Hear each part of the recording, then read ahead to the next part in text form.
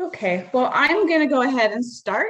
So, welcome to our 22nd online gathering, Coaching for All Seasons. We're so excited. This is our 22nd gathering, and we are so grateful that you have joined us today. My name is Dina Ely, and I am the coaching coordinator for the Pacifica Synod.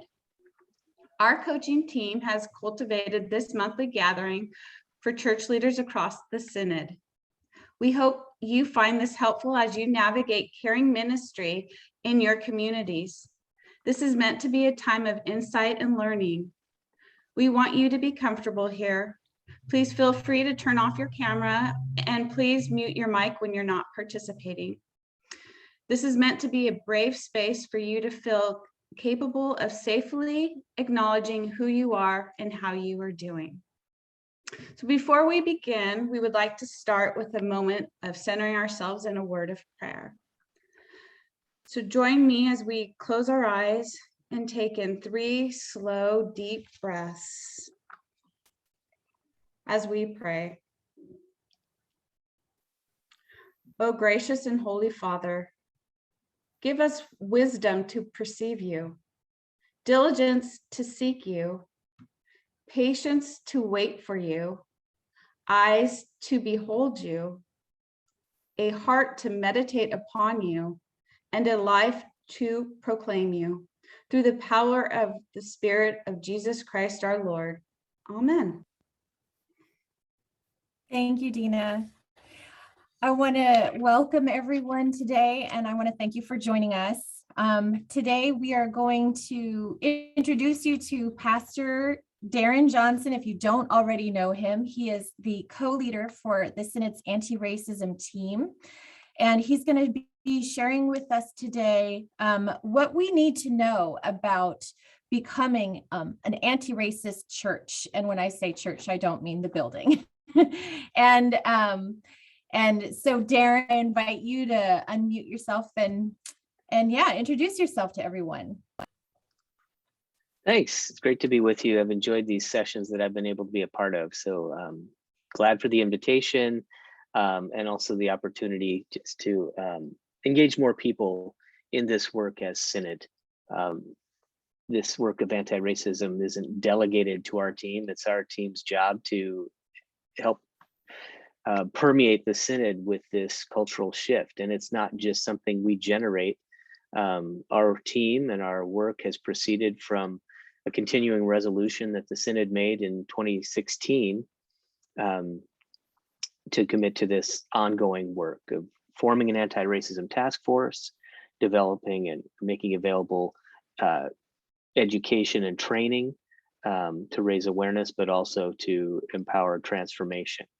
And that resolution included some other things too about multicultural and multilingual ministry, but that's really a separate part of that scope beyond what our team does. So there are other people working on those.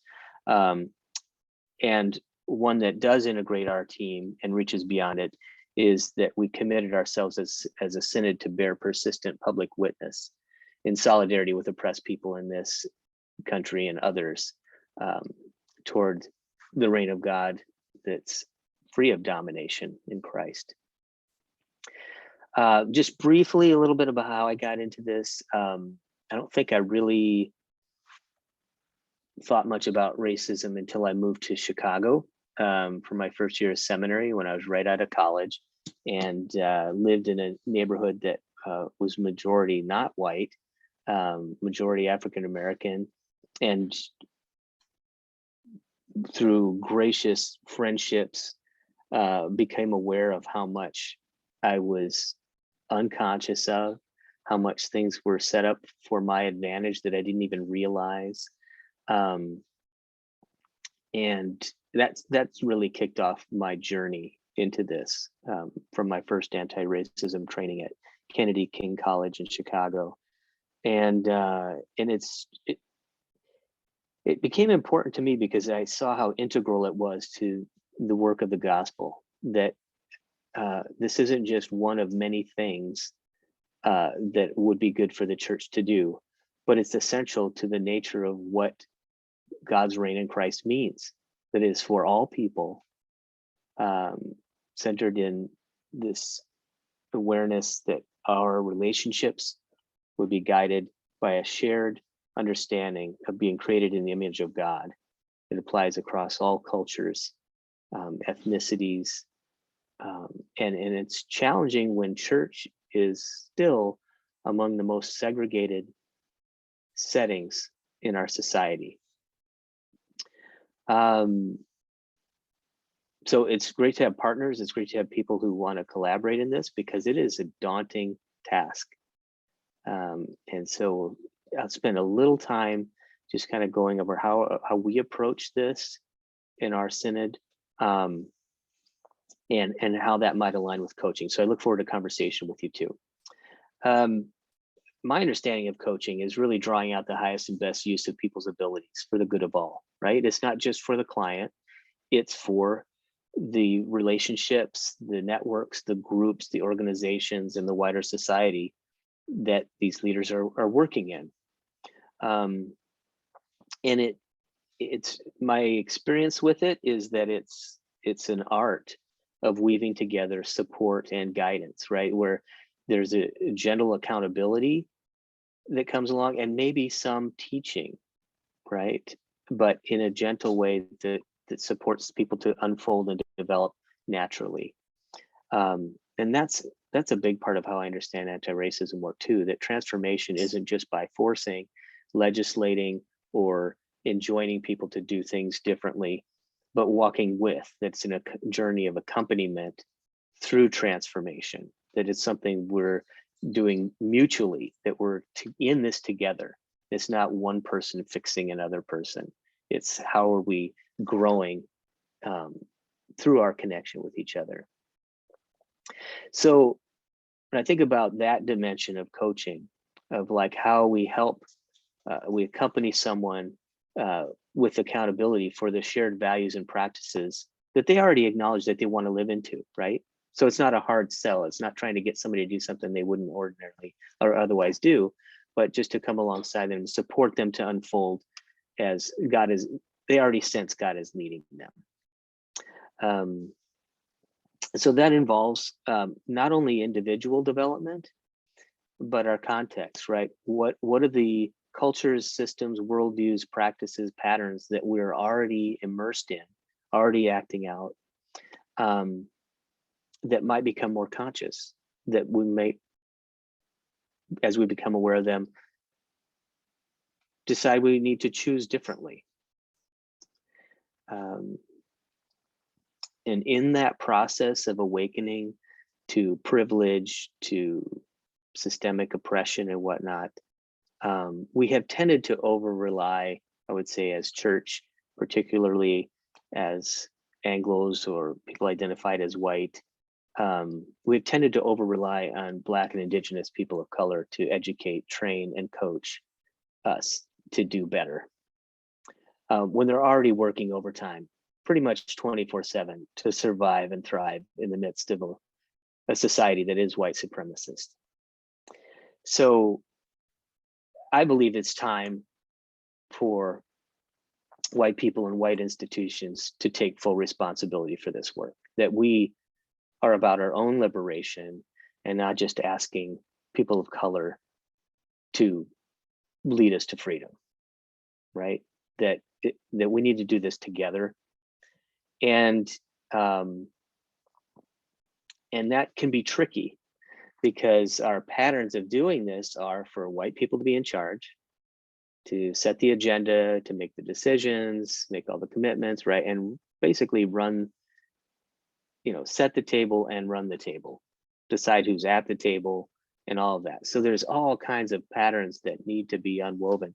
And for me, this integrates with my wider work in leadership of how we're able to be more creative and have a wider repertoire of options about how groups function together, how culture is built in a creative and conscious way, rather than just with given us fixed assumptions and staying stuck in more of a static pattern.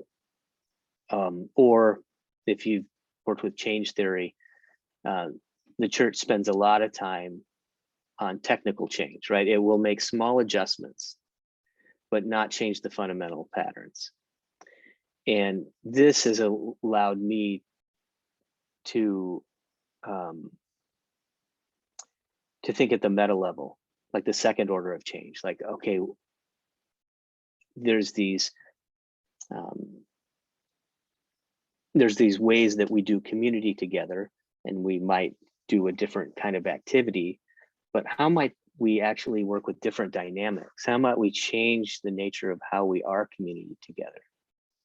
And anti-racism work is one way that I've found that's very practical. It's also compelling because there's an urgency. It's a life and death matter in many situations. And so there's a practical consequence of this action, right? It's not just an armchair exercise, but it engages us in our daily life. So there's a couple of steps that I see as our process of engaging into this. And so I just wanted to kind of go over some of those with you. And by the way, I'll have notes for you too, happy to share. So you don't have to, write everything down. But I also look forward to a conversation about these things. So feel free to note things that you might want to have conversation about when we break into that. So often what I hear people beginning to engage in this is because of the wider conversation in our society is often about bias, right? Like in a work environment, people might have diversity training, they'll call it, or anti-bias training. And that tends to have an individual focus. It tends to be focused on the individual person as the primary agent to do something about the problem. So we're kind of acknowledging as a society a little bit more, at least as church, that we have some challenges in this country around race. And the church can get caught up in that. But we tend to leave it at, okay, what could I do differently as an individual? Because we have a very individualistic society. And I would say that's part of white supremacy, is individualism. This idea that the individual is the primary moral agent, and we don't need to think about what the community does collectively or think about systems, because that's complicated, it's messy, it gets into politics and all kinds of things, and we don't want to go there. So let's just keep this isolated to an individual at home reading a book, or maybe having one friendship to talk about this with. And that is what white supremacy does, is to keep this in isolation from the wider society and the networks of relationships, the neighborhoods we live in, the schools or we send our kids to, the government we vote and participate in. All these things are impacted by this. And that's a lot, right? That's overwhelming. So rather than starting with the individual level, and there's different points of engaging this, it's not just a linear ladder thing. But I think, with the consciousness raising that we've been through in recent years, with the murder of George Floyd and many others, right? We could have a litany of names that would take all of our time today. And we're realizing like there's a new wave of realization that we have a systemic problem. Not just a bunch of isolated incidents or a few bad apples, but we're all caught up in this. And so we have to reckon with that. And that these systems aren't just about race, they're about economics, they're about the environment, our health, and all kinds of things. They're overlapping complexes of institutions. And one of the biggest challenges is that a lot of this operates largely unconsciously, right? It benefits white people whether they know it or not. It's just huge advantages flow toward white people that we don't even have to think about. And we even have the luxury of saying, I earned that, I deserve that because I worked hard, and not thinking about the conditions that other people live in that they don't have the same access to those advantages. So then if we become curious about these things and like, okay, what's my place in this? Then hopefully we're led to do some of our own homework, right? Learn some of the history that maybe we weren't taught. What was it that was left out of the story about the Vietnam War, for example? When I think about when I was in high school and in the early 80s, and I had a teacher who did not want to look critically at that war.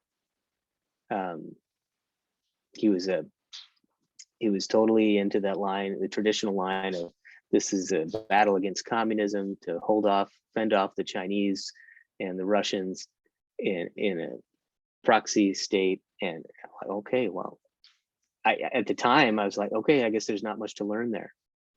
You know, we didn't talk about the racial dynamics or the economic dynamics about who fights in war and things like that. And so it was other teachers who led me to be curious about these things. Like, what is the meaning of what's unfolding in history? And become curious about it, become a student of history, and also not just the stories of oppression, but the stories of liberation. Those are also stories that often are left out. Like, how did nonviolent movements end wars? The spiritual nature of the civil rights movement, that's often left out in the history that's taught. And so it's upon us to do our own homework. Again, not to ask people of color to do all the work for us, usually without compensation for their emotional labor or their expertise to the wisdom of their hard-won experience, and begin to unpack our own privilege and unconscious bias. So these are critically important things. But as I say, we can't leave it there. What I see often happen, and people often hear me critical of liberal church that tends to, it likes a bandwagon. It likes to feel that we're the good guys, right? We're on the right side of this. And so we tend to do things that either exercising, even public exercises of rehearsing guilt, or on the other side of it, rehearsing self-righteousness, how we are the good people. It's those people that are the problem. It's that church over there that really has a problem, that they're the racist church, rather than be in the practice of repentance, right? Confession, and also not getting stuck there, but like we're on a journey together through the wilderness, through this wrestling with, you know, if it takes 40 years for the Hebrew people to learn how to not be slaves, maybe it'll take us a while to learn how not to be oppressors. Just to acknowledge a long process and that we need to journey on this together. And so building relationships really is the key. And that's why I spend a lot of my time training people in community organizing, because that is what it boils down to, is community is transformed through relationships, not just through great ideas, but through accompanying each other together. We're on an exodus. Then once you have some kind of critical mass of people within an organization, a congregation, or whatever, to do some collective assessment of how are we in this together, not just as individuals, but what is the dynamic that unfolds consciously or unconsciously when we gather, or as we gather, or as we are organized. What's our developmental stage? Maybe bringing in some training, so that you can work with shared understanding. Like, what is the language? What are we talking about? And then begin equipping people, again, to build networks and relationships, engage congregations in neighborhoods and other institutions. And a lot of that is listening work. We tend to get excited when we're on fire for something like this, like when I want to end racism. And we might end up talking a lot because we're excited. We want to do this work. We want to see something change. And we don't realize that a lot of the work is where that really matters for transformation is when we make room to listen to what God is up to in the community, right? what's emerging out of conversation. I know you know this as coaches, that you're trained to focus in what can emerge when you support somebody with listening, to go deeper in reflection, become curious about their own inner working and how they function in an organization, right? That's when stuff comes to consciousness. So there are some patterns with things that support or undermine that process of collective liberation. This is where I'd like to share some screen here. This is going back to some things that we did a few years ago with Day of Theological Reflection. Is what does a domination-free organization look like? And we're really talking about culture, patterns of practices, and relational dynamics. And we tend to take these for granted. So white normativity means that there are certain baseline ways that organizations just function, and they take them as a given. Like, this is just the right way to do it. Robert's Rules of Order. We take minutes, we type everything out, we vote on it, yada, yada, yada, right down the line. And we don't realize that that is not a neutral thing. Those practices are not neutral. They have a bias to them. They favor people who work well within those systems, who understand them and navigate them effectively, and are able to use them to their advantage, whether they're trying to or not. And we're all swimming in this. This is the water we're swimming in this society. So most of this stuff is just taken as givens. I went down to the city to get our neighborhood development permit for a building project approved. And he said, "Oh no, you got this notarized correctly, but you printed on two-sided copy, and that, the county can't accept that. It has to be one-sided copies." I was like, "Oh no, now I got to go find a notary again." And he was like, "No, I'll make it work." And by the way, this is an African-American man who's the project manager at the city and development services. And he runs upstairs, makes copies, and brings them back down for me to sign and attach to the notary's thing. And I didn't realize till after the fact, wow, that was so helpful of you. Why did you, I didn't think about, why would you be so nice? It would have been easier to just say, "Look, you did it wrong, come back another day." And I reflected on it later, like, he's so nice. Here's his picture on the wall, Employee of the Month, Development Services. And I just I wondered to myself, what is the pattern? Because I've met with plenty of other officials who didn't treat me that way. I mean, to run and make copies for me, I wouldn't have even, but he did. And it made me wonder, like, what is the pattern there of how sweet and nice he is to me when many other officials are not? And it just made me curious, like, what is this pattern of relative power, of what do we expect from people? What do we offer?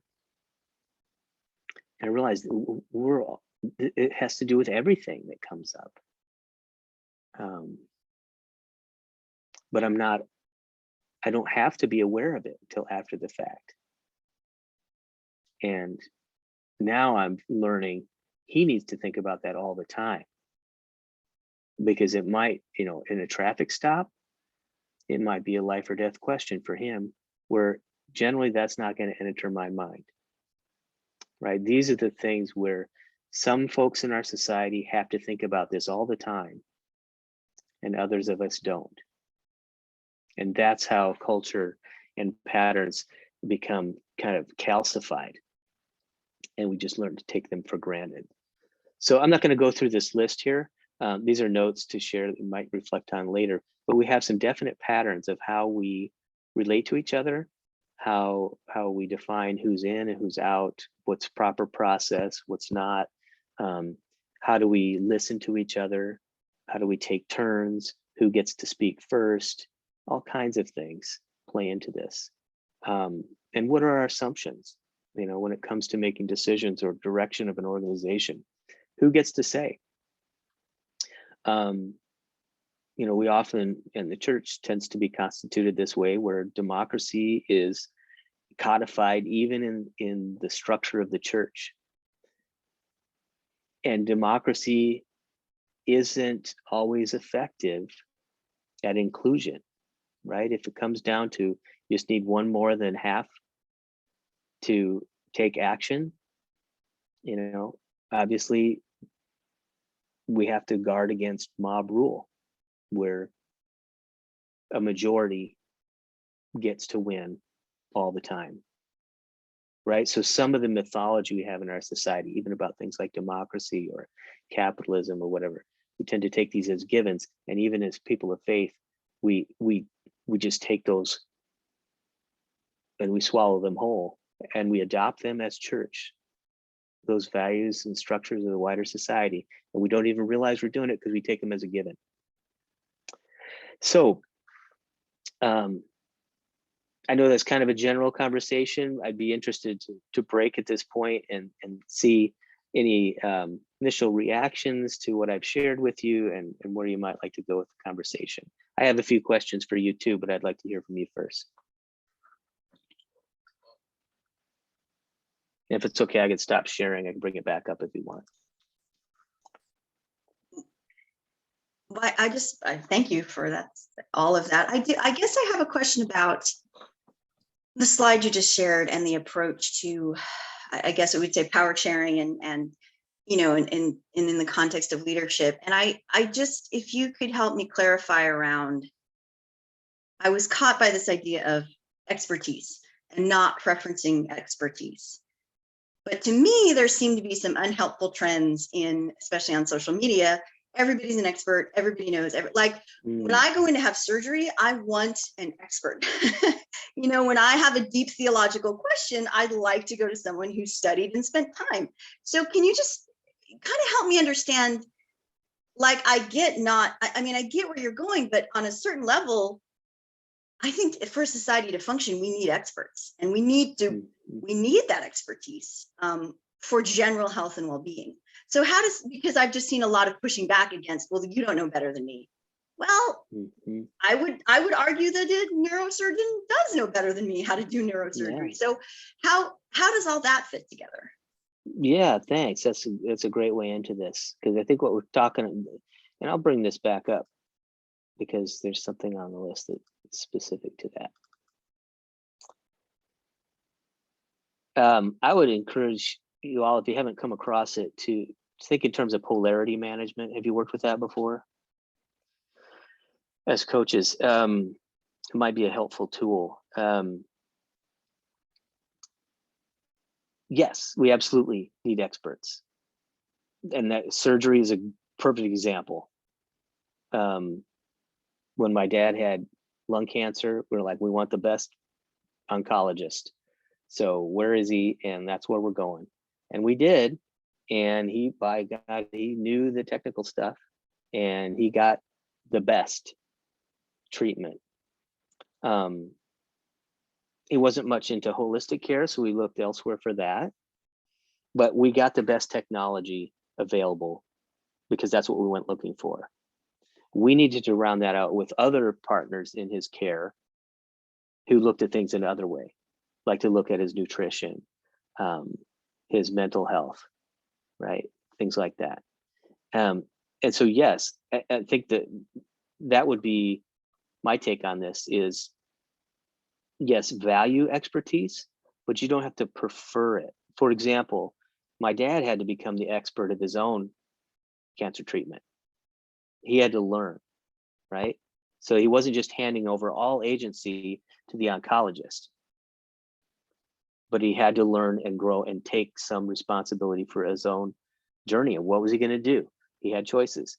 Was he going to stop eating sugar because that fed the cancer? He decided to keep ice cream because that was his quality of life thing in the evening. He kept eating ice cream. Now, did that speed the cancer? Maybe, but he made a choice. That's just how I'm going to live my life. I'm not going to give up everything that I enjoy. So that would be my take on it, is to move beyond the either or thinking. Yeah, let's have the experts. Let's bring in the experts. But maybe let's not just give them all the decision. Let's consult them. Let's take their well-informed expertise to heart, and then let's make a choice.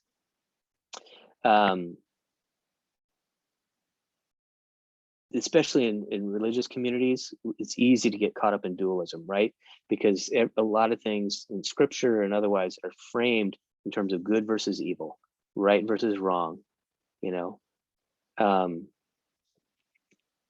But then we also have the image of Jesus saying the weeds and the wheat are sown together. So let's not pull up the wheat by when we go to pull the weeds. Maybe they'll grow together and they'll be sifted in other ways, right? And we recognize that Satan center within ourselves. And so how could we have, let's consult experts like on anti-racism work. There's people who have experience and training at this. They've studied this longer than we have. Let's get some guidance. And then how are we responsible, right? So it's not that we hand the wheel over to them in terms of our own life and the choices we have to make. How do we share responsibility? Is that helpful? Yeah. Anyone else like to dive in on this conversation? Darin, I think that this is touching on a question that always is in the back of my mind, is how do I know what I don't know in this arena? And how do I learn? How do I find out? Yeah. Because if I'm just talking to other people like me, we pretty much don't know the same things. Mm-hmm. And I think you're starting to answer that, but maybe you have more thoughts on it? Yeah, well, sure. What is the center of what we're talking about?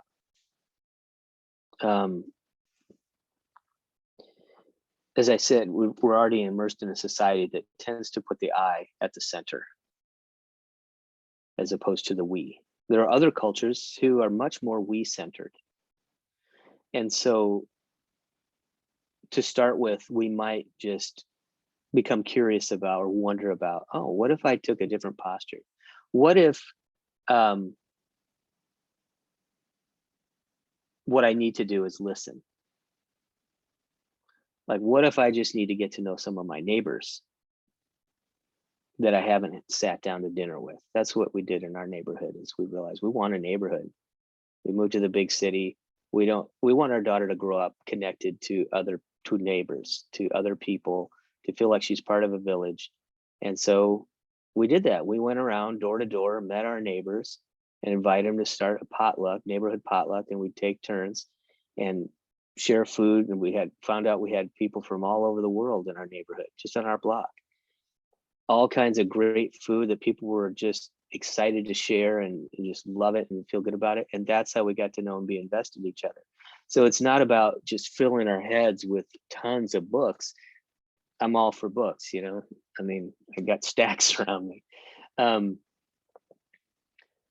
But what is the living conversation that's ongoing, right? We need the history and we need what's happening today. Like, what's happening on our street? How are we involved with each other? You know, what is it like for our new neighbors who came here as refugees from Iraq? How are they getting along? How are we involved with each other through everything? School, employment, you know, shopping. Like, can you find what you need to eat the food that your family loves? Basic stuff. Are your kids safe? Who's looking out for them? All that basic stuff. Like, as far as knowing what you don't know, it comes through listening, right? So when we had at one of our potlucks, the neighbor across the street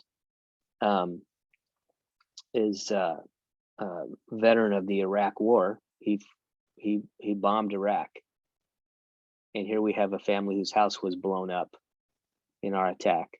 on Iraq. And their kids are playing together and we're eating together.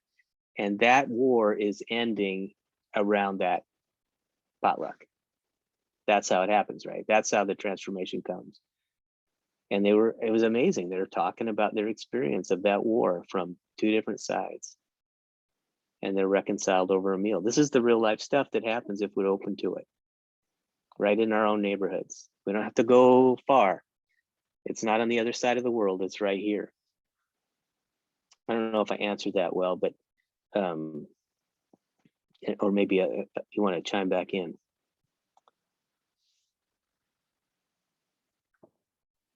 Well, I think what you pointed to is that we have to find ways to connect with people who are different than we are, but not in ways where we're expecting them to teach us or to lead us by the hand.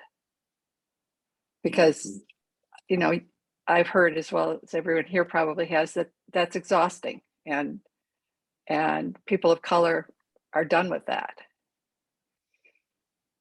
But I like your example because it shows a way to still, I mean, I could use an expression that, you know, seems innocent to me in my daily conversation that's highly offensive to someone who has a different background.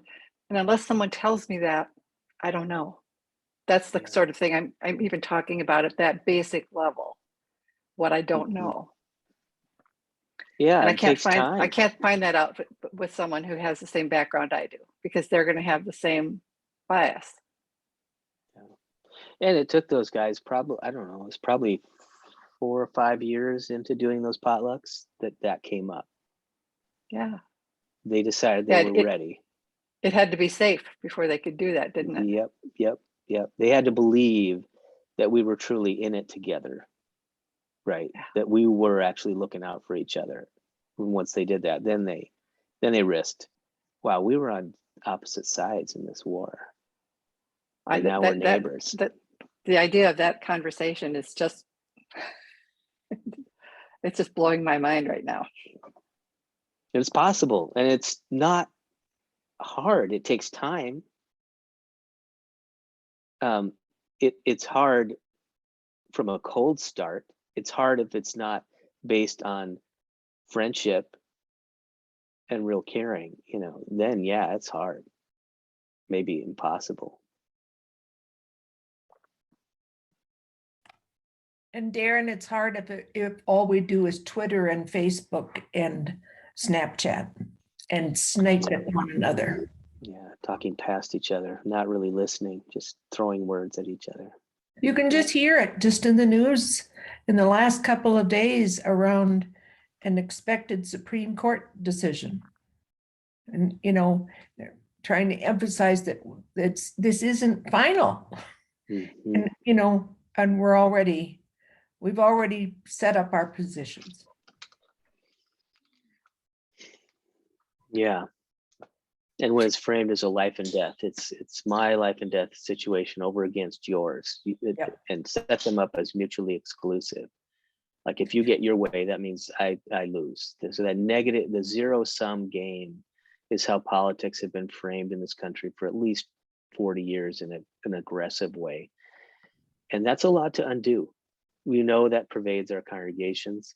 So what are the practices that might structure us in different ways? I have some resources at the bottom of my notes here that I'd commend to you along these lines, that there are some tangible ways that groups and organizations that we can work differently and more creatively with these things. Groupworks.com is one I'll throw out there that they have some great tools, and it's connected to some other resources around liberating structures, sociocracy, cooperative culture, where and some of these are learned from other cultures. Some are, you know, developed through organizations that focus on group work, like intentional communities and so forth, that want to go deep with community. And I think the church can learn a lot from these practices.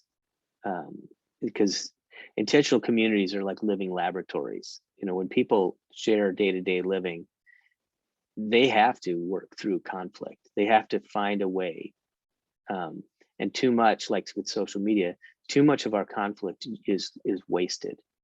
It's lost because we don't engage with it. We're like, oh, that person irritates me, or I don't want anything to do with them, so I don't have anything to learn from them, so I'm moving on. I'm just going to write them off, and there's plenty of other people in the world, and I'll hang out with my friends who think like I do, right? That's the temptation that social media has really escalated.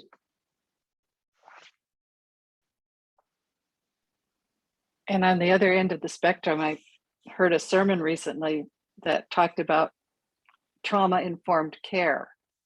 And not that you would say this question out loud, but the question that might go through your mind when you are in that position with someone of disagreeing, perhaps vehemently, our minds tend to gravitate immediately to, what is wrong with you? Mm-hmm. And the trauma-informed care approach would suggest that the question we ask ourselves is, what happened to you to bring you to this place? Mm-hmm. And just, I've been mulling that over in my mind too, because I think that can help us in all of our relationships. What is it that happened to you that has you saying that, thinking that, doing that? And it might not be enough to excuse the behavior, but it might be a way of beginning to understand it.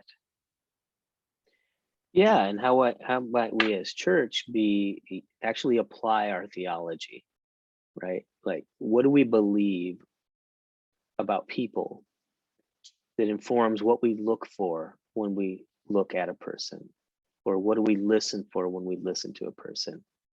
It's a long time ago now. Dietrich Bonhoeffer said, because he was writing about community, life in community,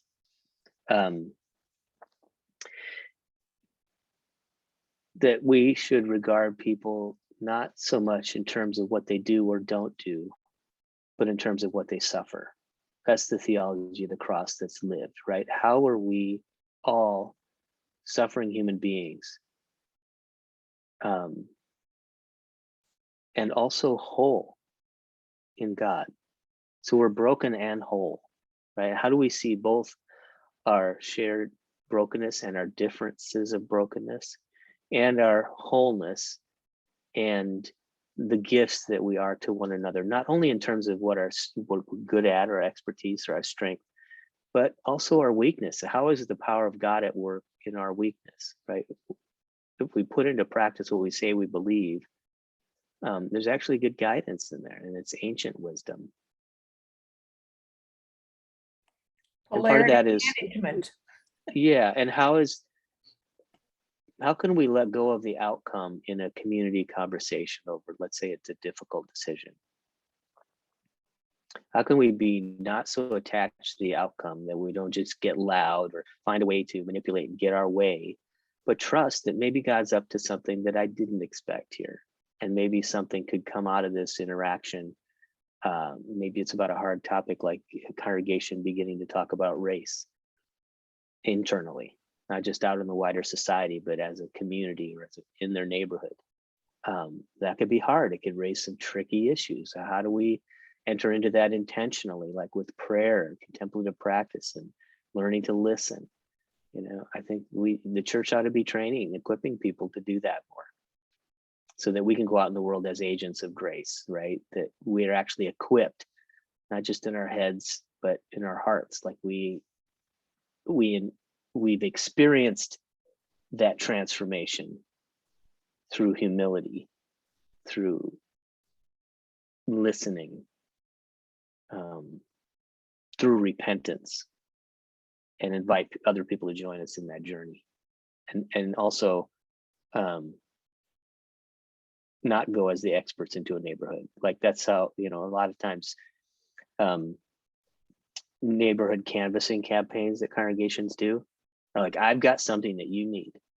Well, what if we go and meet a neighbor and just wonder, like we're open, like, I want to just be curious. Who is this person? Like, we just finally broke down and bought a cell phone for our 14-year-old. We made her wait that long.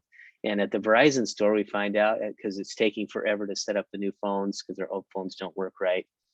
And he's being patient and hanging in there with us. And we get talking, we find out we live in the same neighborhood. And frankly, outwardly, I wouldn't have expected that. We're on another side of town. And, but it took time to get to that place where we realized, hey, we're in the same neighborhood and we've got this block party coming up. Why don't you come? And trade cell phone numbers, right? So it takes time to shift from that public to the personal, right? Slow it down. What's the opening to connect? Not just, get what I need and get out of there to my next thing, but am I open to that relationship?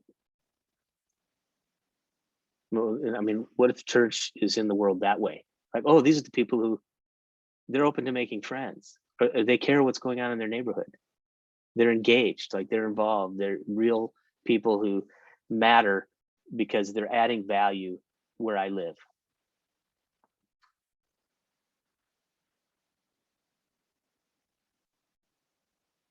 Anyone else want to dive in? Otherwise, I've got a couple of questions I'd be curious about. I have a quick Leah. question, Darin. Thank you. This is really interesting. At King of Glory, we are in the beginnings of a visioning process to kind of reevaluate our mission and vision for the church. And we also started just yesterday some conversations about becoming a reconciling in Christ community and what that might look like. So this all goes hand in hand. I'm wondering what tips you might have for starting those kinds of conversations, specifically in the light of having been so separated and so polarized for the last couple of years because of COVID. I know that 2 years ago, we ran something in our e-blast about the Emmanuel 9 anniversary and had tons of discord around the words white supremacy, just a lot of pushback. So how do you start this process and these conversations in a really safe listening way? Mm-hmm. Yeah, thanks for that. That's the rub, right? Mm-hmm. There is something that's a pitfall in that respect is a false equivalency. For example, I think of, it's probably a few years ago now, because pre-COVID, that among church leaders in San Diego, we have ongoing gatherings, and sometimes we'll take up topics. And we've had a number of conversations around immigration and border issues and whatnot. And one of our colleagues said, well, we hear about that a lot. What if we had Border Patrol agents here and would come and listen to their perspective on things? And so I didn't know this was happening. I showed up and here's 2 Border Patrol agents in uniform, armed, in our gathering, which is usually a prayer gathering and whatnot.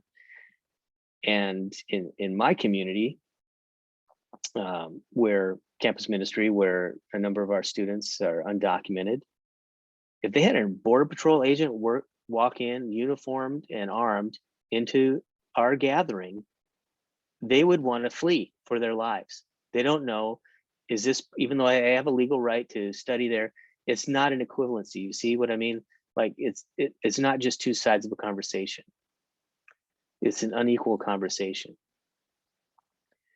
And so it's not just, let's look at 2 sides of this.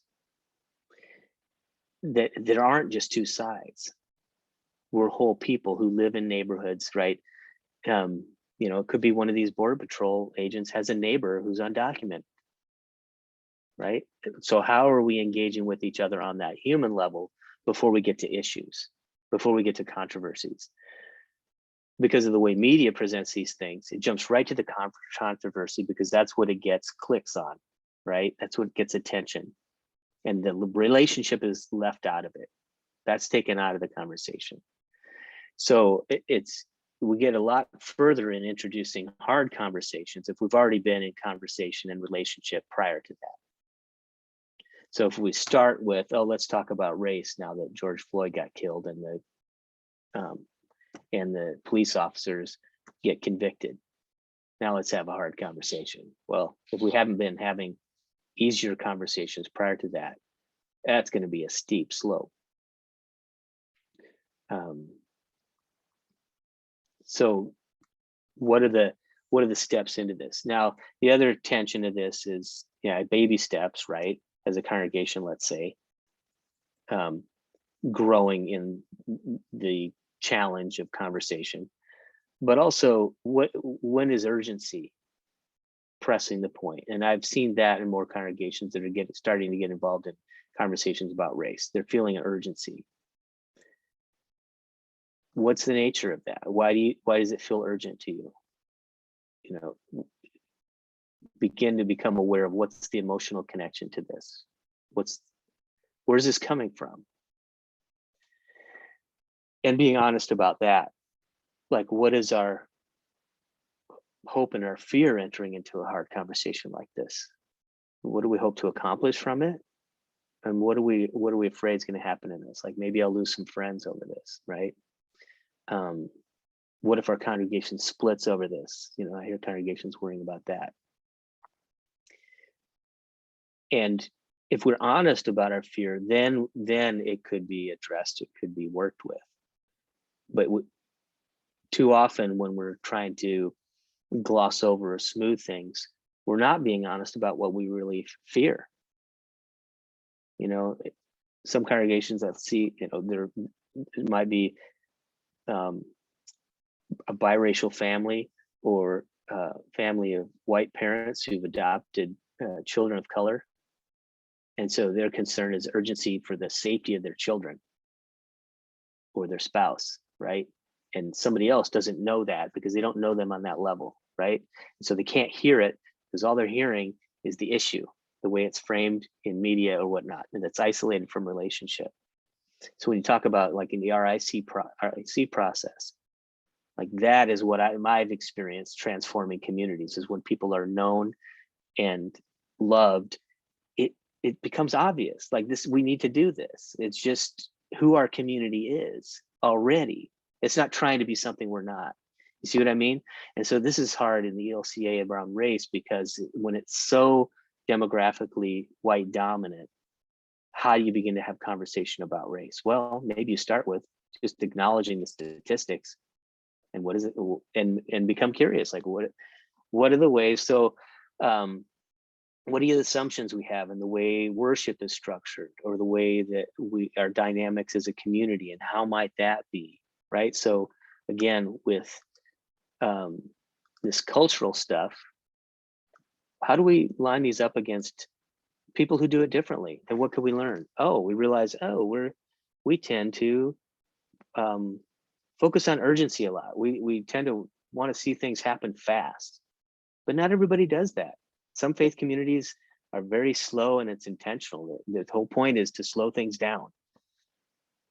And so what are our value assumptions? What do we tend to prefer? And why is that? Like, we feel the urgency to have this conversation about race because people are getting killed in the streets. Well, yeah, that's horrible. And we should feel a sense of urgency about that. But that doesn't necessarily mean we rush headlong and stumble into what is already a train wreck, right? I think of my first responder experience, where like last thing you need is another patient, so trip and fall into this challenging situation, let's, like you said, how do we create safe space?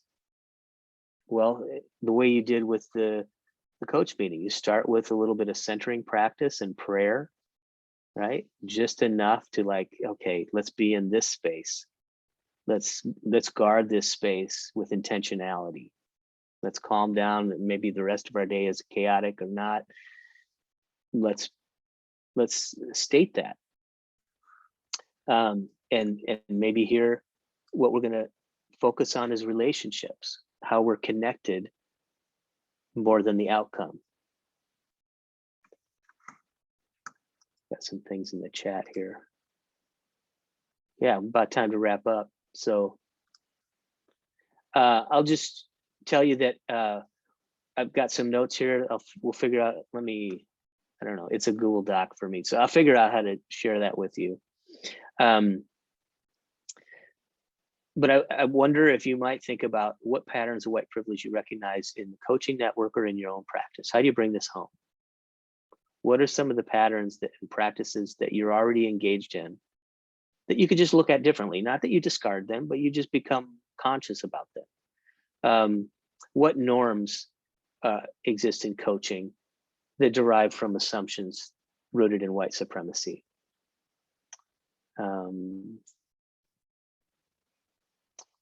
What is for you the balance between acceptance and guidance as a coach? How do you find yourself dancing that balance? Again, balancing the polarity. And then how might this conversation come up with your coaching clients? Not that you're necessarily lumping it on as an agenda, but how might this emerge where otherwise it wouldn't, because it wouldn't have to, right? What are connections, authentic connections, right? That allow this to come up.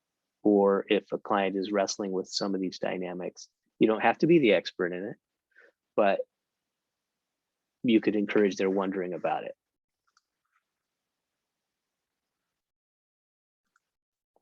That's what I have. So like I said, there's a number of resources that I commend to you, especially around group process here. So what do you think? What's helpful? Can I just email you something or? Yeah, if you wouldn't mind, maybe formatting it as a PDF, and then Okay. we can share it with our participants. That would be wonderful. All right, will do. Well, thanks you all. Wish we had more time. I've got a few more minutes if any of you wanted to hang on. I don't know if that's an option, but that's up to you. Sure. So I just want to give everybody a reminder that we hold these gatherings on the first Thursday of the month, every month. And next month, our meeting will be on June 2nd. And we will be meeting with Margie Niegebauer, who is a certified grief recovery specialist, and she's a certified coach. And she's going to share with us a little bit about herself and her training as in the grief recovery method. And grief is underlying so many of the different challenges that we're facing right now, post-COVID, during COVID, and and race, and you know, all of the hot topics that are sort of coming for us. The war, I mean, we have so many things we're grieving about, and then personally, of course. So please join us for that. And I would like to close this session in prayer before, and you're welcome to hang on and continue speaking with Pastor Darin if you'd like to. So please pray with me. These are the words of Dr. Martin Luther King. We thank you for your church, founded upon your word, that challenges us to do more than sing and pray, but go out and work as though the very answer to our prayers depended on us and not upon you. Help us to realize that humanity was created to shine like the stars and live on through all eternity. Keep us, we pray, in perfect peace. Help us to walk together, pray together, sing together, and live together until that day when all God's children, black, white, red, brown, and yellow, will rejoice in one common band of humanity in the reign of our Lord and of our God. We pray, Amen. Amen. Thank you for joining us today.